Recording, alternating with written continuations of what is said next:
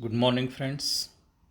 आधुनिक व्यवस्थापन पद्धती मॉडर्न मॅनेजमेंट प्रॅक्टिसेस या विषयामध्ये आपण कामगिरी व्यवस्थापन किंवा परफॉर्मन्स मॅनेजमेंट अभ्यासतो आहे. या आधीच्या लेक्चरमध्ये आपण कामगिरी व्यवस्थापन म्हणजे काय, त्याची व्याख्या आणखी त्यासंबंधीची माहिती आपण बघितलेली आहे. या लेक्चरमध्ये कामगिरी व्यवस्थापनाचे वेगवेगळे असणारे टप्पे आणखी कामगिरी व्यवस्थापनाची प्रक्रिया कशी आहे ती आपल्याला इथं बघायची आहे.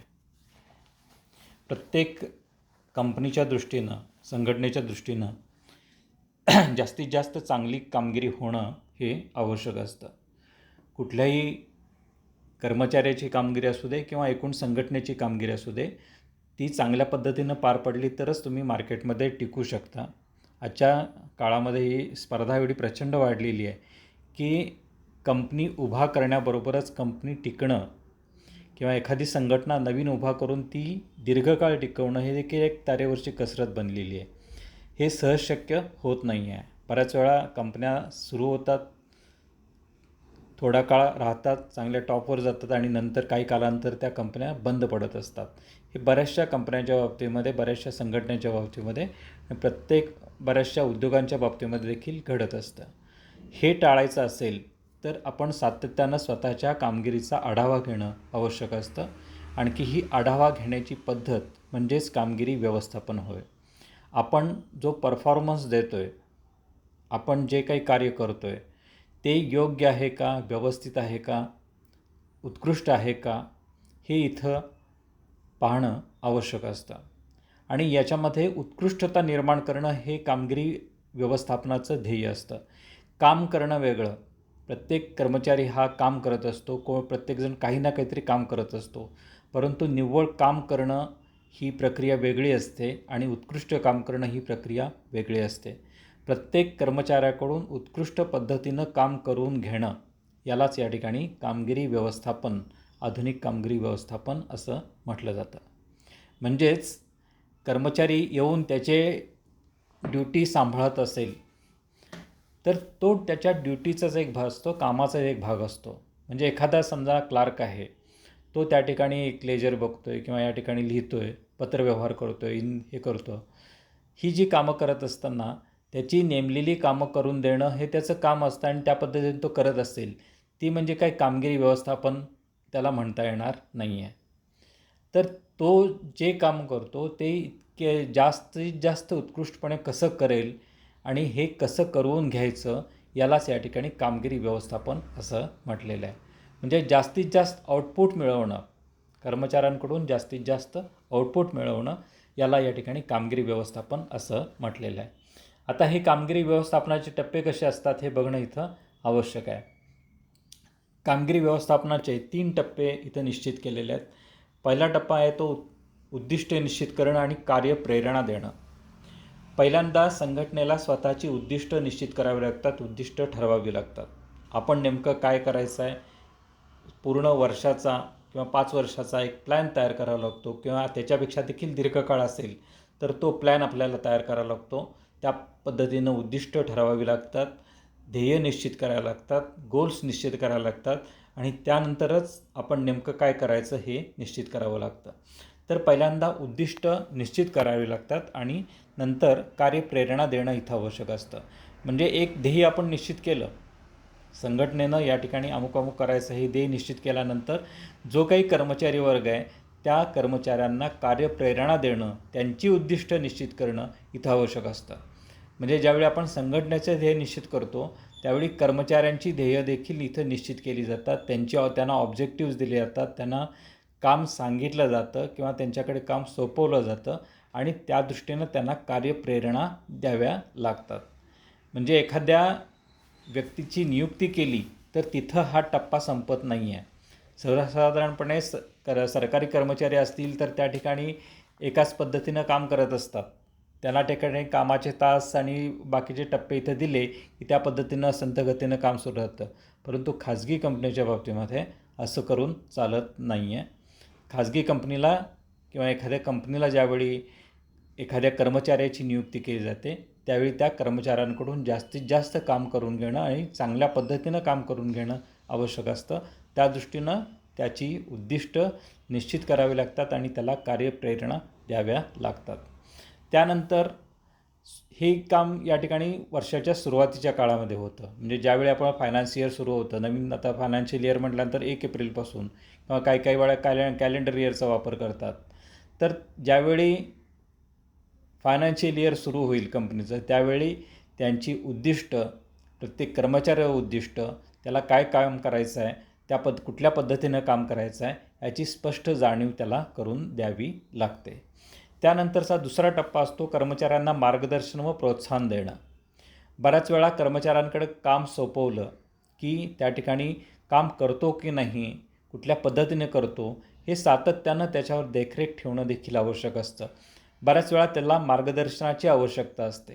म्हणजे जे काही काम करायचं आहे तो त्याच्या पद्धतीनं करत असतो, परंतु चांगल्या पद्धतीनं होण्याकरिता त्याला बऱ्याच वेळा मार्गदर्शन करावं लागतं, त्याला प्रोत्साहन द्यावं लागतं, सातत्यानं सांगावं लागतं, गोड बोलावं लागतं, अनेक गोष्टी या ठिकाणी कराव्या लागतात. तर हा दुसरा टप्पा झाला, ती कर्मचाऱ्यांना मार्गदर्शन करणं आणि प्रोत्साहन देणं. आणि सगळ्यात शेवटचा जो तिसरा टप्पा असतो तो कामगिरी व्यवस्थापनाचा अंतिम टप्पा मानला जातो. त्या कर्मचाऱ्याला बक्षीस देणं आणि मोबदला देणं, त्याला आपण परफॉर्मन्स इव्हॅल्युएशन म्हणतो आहे. म्हणजे कर्मचारी ची कामगिरी जी आहे त्याचं मूल्यमापन करणं, व्यवस्थापन नाही आहे, त्या ठिकाणी मूल्यमापन केलं जातं. प्रत्येक वर्षाच्या शेवटी प्रत्येक कर्मचाऱ्याचं परफॉर्मन्स ॲप्रायझल किंवा मूल्यांकन इथं होत असतं. म्हणजे कर्मचाऱ्यांनं वर्षभरामध्ये काय काम केलेलं आहे, कसं काम केलेलं आहे याचं मूल्यांकन होत असतं. विशेषतः ज्या IT कंपन्या असतात, इन्फॉर्मेशन टेक्नॉलॉजी कंपन्या असतात, त्यांच्या बाबतीमध्ये त्यांना दिलेली उद्दिष्ट ती कितपत साध्य केलेली आहेत याच्यावर त्याचं मूल्यांकन, ॲप्रायझल केलं जातं आणि त्यानुसार त्याला पुढचं प्रमोशन, त्याच्या पुढची बढती किंवा त्याच्या पुढचे वेतन श्रेणी या मिळत असतात. म्हणजे तुमचा परफॉर्मन्स कसा आहे ह्याच्यावर तुमचं मूल्यांकन होत असतं. तुमची कामगिरी कशी आहे त्याच्यावर तुमचं मूल्यांकन होत असतं, ठरत असतं. असं नाही आहे की त्या ठिकाणी सरकारी कर्मचाऱ्यांप्रमाणे वेतनवाढी वर्षाच्या वर्षाला मिळतात. सरकारी कर्मचाऱ्यांच्या वेतनश्रेणी निश्चित असतात, वेतनवाढी निश्चित असतात. तुम्ही कितीही काम केला, चांगलं करा किंवा वाईट करा, तुम्हाला वेतनश्रेणी ही मिळत असते, नवीन वेतनश्रेणी मिळत असते, त्या पद्धतीने तुम्हालाची प्रमोशन्स होत असतात. परंतु खाजगी कंपनीच्या बाबतीमध्ये अशा पद्धतीची प्रमोशन्स होत नाहीत. बऱ्याच वेळा त्यांची कामगिरी मोजली जाते, त्याचं मूल्यमापन केलं जातं, त्यानुसार त्याला किती वाढ द्यायची, किती बेसिक हाईक करायचा, म्हणजे मूल्य किती वाढवायचं, त्याला मोबदला किती द्यायचा, हे त्या ठिकाणी निश्चित केलं जातं. बऱ्याच वेळा त्यांच्या वेतन श्रेणी त्याच्यावर अवलंबून असतात, वेतनवाढी त्याच्यावर अवलंबून असतात किंवा वरची प्रमोशन्स जी आहेत ती त्याच्यावर अवलंबून असतात. तर हा तिसरा टप्पा असतो. म्हणजेच या टप्प्यामध्ये वैयक्तिक कर्मचाऱ्याच्या कामाचं मूल्यमापन केलं जातं आणि नंतर एकूण संस्थेचं, एकूण कंपनीचं मूल्यमापन इथं होत असतं. तर हे साधारणपणे 3 टप्प्यामध्ये कामगिरी व्यवस्थापन इथं होत असतं. आता ही जी प्रक्रिया आहे ती कशी आहे ती आपण अभ्यासूया.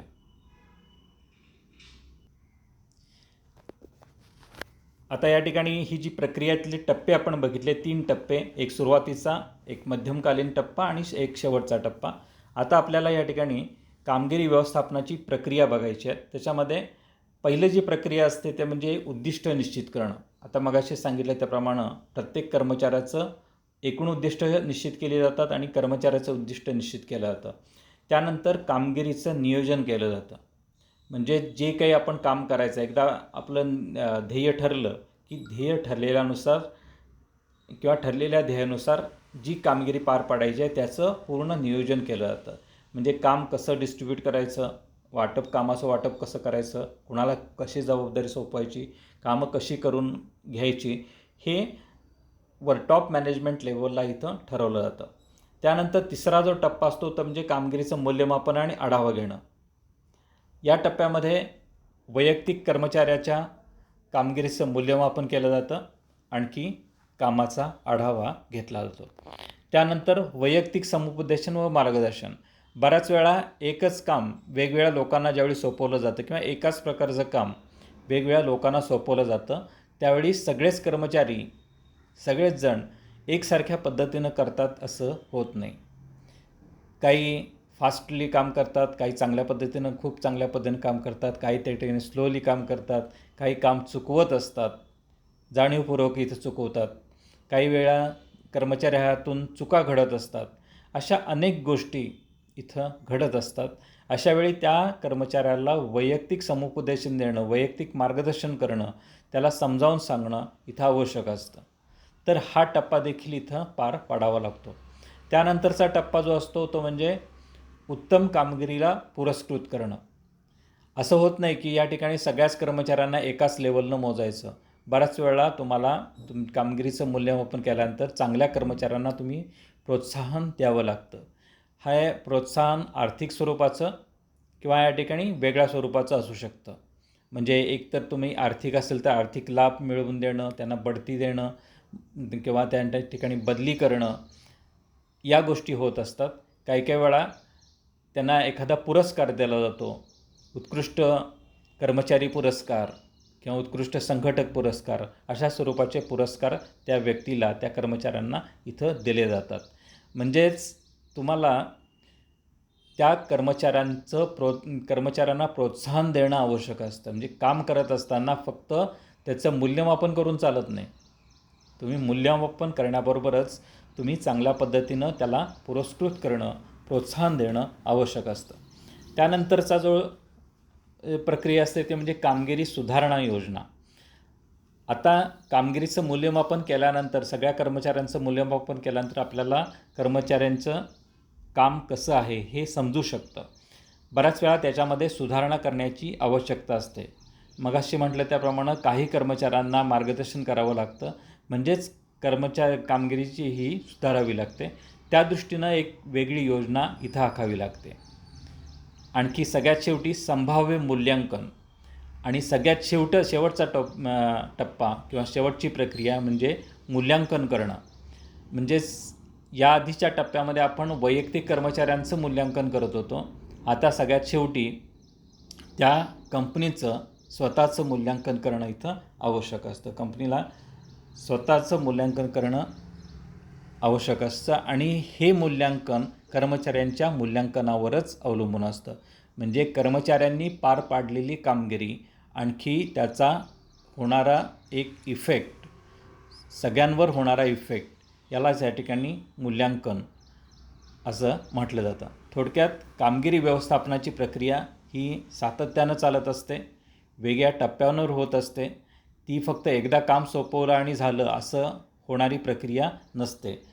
कामगिरी व्यवस्थापन हे सततपणे आपण इथं पार पाडावं लागतं आणि त्या ठिकाणी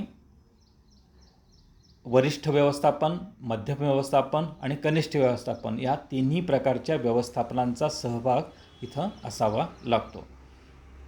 या इथंच थांबूया. बाकीचे जे पुढचे जे टॉपिक आहेत ते आपल्याला परीक्षेसाठी नाही आहेत, परंतु ते आपण इथं अभ्यासक्रमामध्ये घेणार आहोत. थँक्यू.